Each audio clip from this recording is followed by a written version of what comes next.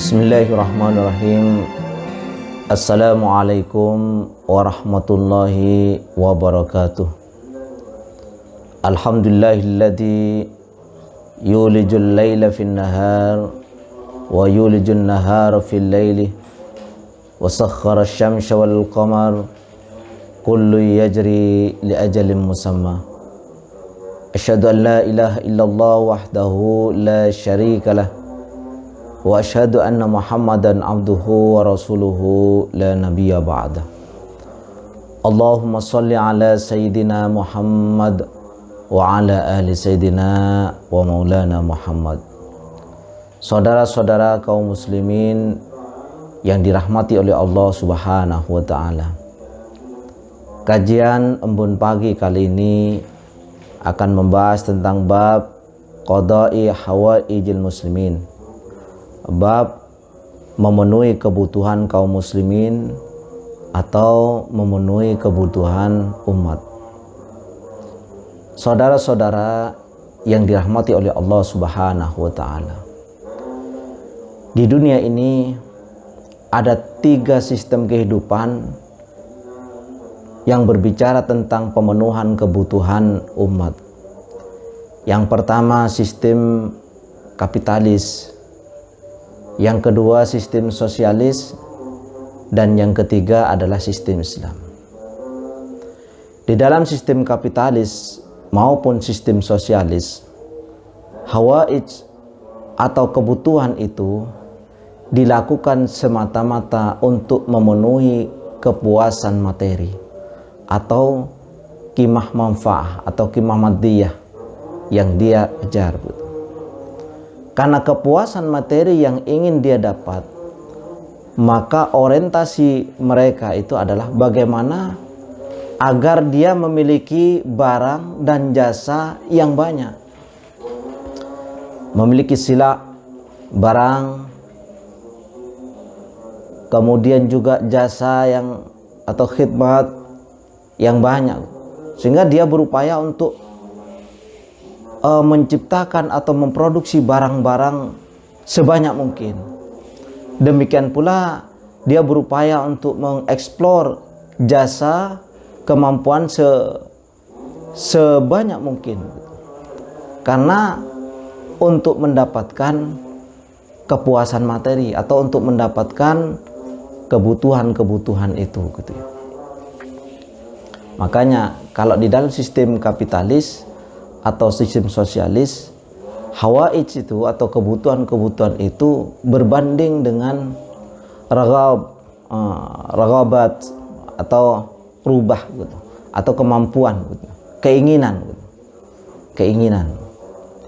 Jadi semakin banyak barang yang dia punya, jasa yang dia dapat, maka keinginan dia atau kebutuhan dia semakin besar. Tak peduli apakah kebutuhan itu haram atau halal, mereka tidak mengenal istilah itu. Yang penting semuanya bisa memenuhi kebutuhan atau kepuasan yang bersifat materi.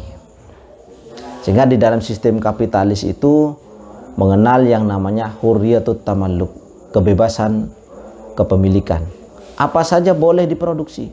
Mau produksi daging babi boleh, mau produksi homer boleh. Di dalam sistem kapitalis boleh. Yang tidak boleh itu kalau kemudian mengganggu orang lain. Itu aja, bukan masalah halal haram. Sehingga nanti akan diatur bagaimana agar produksi babi mereka atau produksi homer mereka tidak mengganggu orang lain. Itu saja. Demikian pula dalam sistem sosialis. Sistem sosialis juga tidak mengenal halal haram itu. Hanya saja masalah kebutuhan atau masalah produksi barang dan jasa ini diatur oleh negara. Artinya mereka juga tidak mengenal yang namanya hurriyatut tamalluk, kebebasan berpemilikan itu. Semuanya diatur oleh negara, namun tetap kepuasannya juga bersifat materi atau qimah maddiyah. Saudara-saudara yang dirahmati oleh Allah Subhanahu wa taala. Kalaulah kemudian di dalam sistem kapitalis maupun di dalam sistem sosialis itu ada kegiatan-kegiatan sosial, ada kegiatan-kegiatan untuk membantu orang, itu pada dasarnya dikembalikan kepada asas manfaat. Efek dari bantuan itu nanti yang akan diharapkan, bukan kemudian dikembalikan bahwa nanti akan mendapatkan ganjaran dari Allah Subhanahu wa Ta'ala, tidak gitu. Semuanya asas manfaat. Nanti kalau orang simpati ke dia, orang suka terhadap dia, akan bermanfaat bagi dia di dalam produksinya atau dari jasa-jasa yang dia tawarkan begitu. Makanya kalau di dalam sistem kapitalis itu kadang ketika bantu orang, maka ditulis misalkan kalau bantu sembako dari ketua RT atau dari partai ini, dari ormas ini gitu. Seringkali begitu. Karena ujung-ujungnya adalah asas manfaat. Bagaimana posisi negara, peran negara? Peran negara di dalam sistem kapitalis itu dia sebagai regulator saja. Pembuat aturan yang menjamin kebebasan kepemilikan itu. Bukan aturan yang menggiring masyarakat agar melakukan kegiatan-kegiatan yang diridhoi oleh Allah Subhanahu wa Ta'ala. Tapi regulasi yang dibuat itu agar kebebasan kepemilikan itu bisa berjalan antara satu dengan yang lain.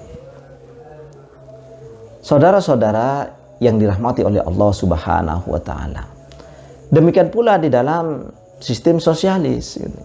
Dalam sistem sosialis itu negara fungsinya adalah menjaga bagaimana agar perjalanan perekonomian itu sesuai dengan ketentuan-ketentuan negara. Maka memang di dalam sistem sosialis itu negara sangat dominan. Semuanya harus mengikuti ketentuan-ketentuan negara. Karena negara menjadi poros di dalam sistem sosialis. Bagaimana dengan sistem Islam? Sistem Islam menjelaskan tentang hawaij atau kebutuhan itu semata-mata untuk beribadah kepada Allah Subhanahu wa Ta'ala. Tidak semua kebutuhan-kebutuhan itu harus ditunaikan. Karena ujung-ujungnya adalah ibadah kepada Allah Subhanahu wa Ta'ala yang nantinya akan mengharapkan ridha Allah Subhanahu wa Ta'ala. Sehingga yang menjadi pembatas itu adalah halal dan haram.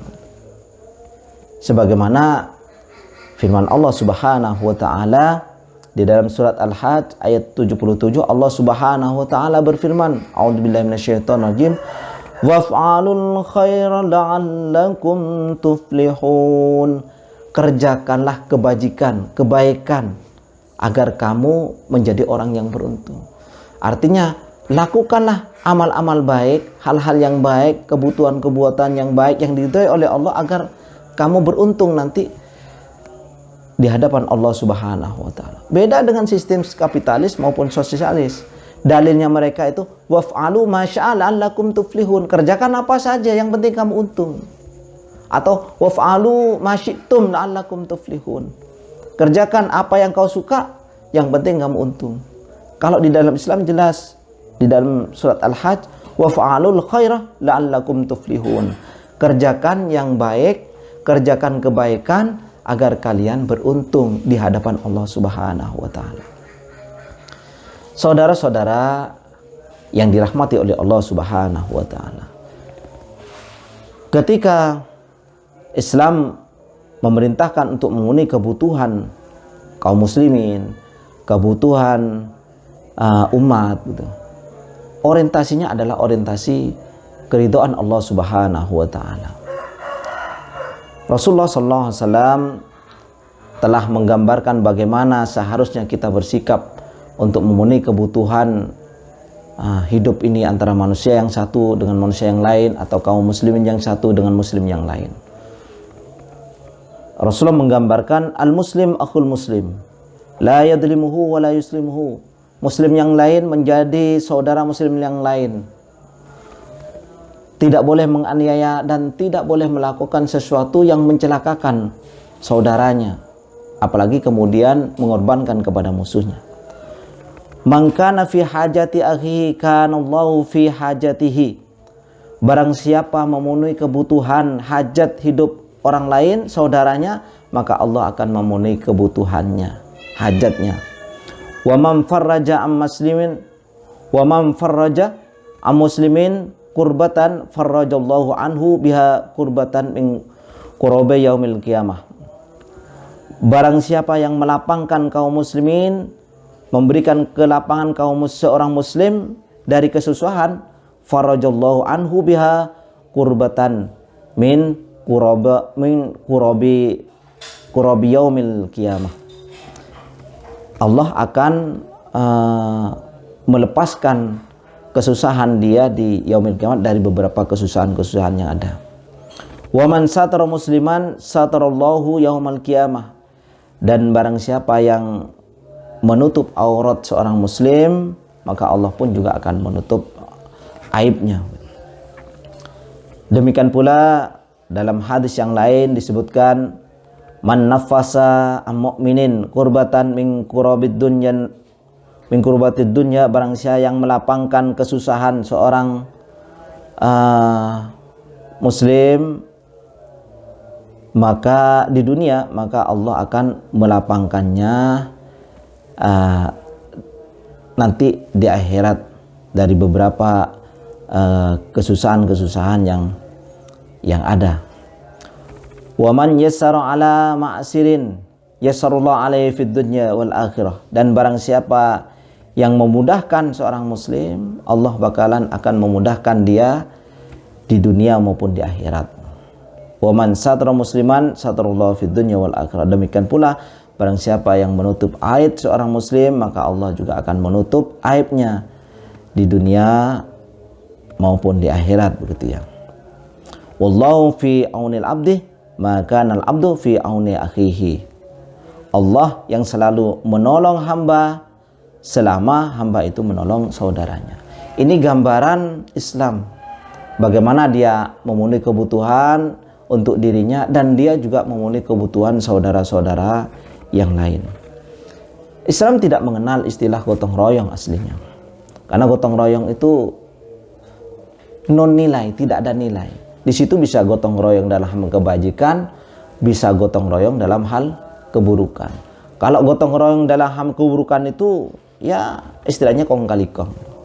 Islam mengenal dengan istilah ukhuwah Islamiyah, ikatan persaudaraan. Bukan hanya sekedar gotong royong, jauh di atas itu persaudaraan, menjadikan satu dengan yang lain sebagai saudara. Kemudian juga diajarkan ta'awanu 'alal birri wat taqwa, tolong menolong dalam hal kebaikan dan ketakwaan gitu. Tidak semata-merta semuanya harus saling tolong menolong, kerjasama. Kalau kerjasama membuat regulasi yang kemudian menyengsarakan umat, menetapkan undang-undang yang menjadikan umat sengsara, yang menjadikan rakyat kelaparan, rakyat melarat, itu namanya bukan ta'awun 'alal birri wat taqwa, tapi itulah kong kali kong di dalam kegotong royongan gitu. Mudah-mudahan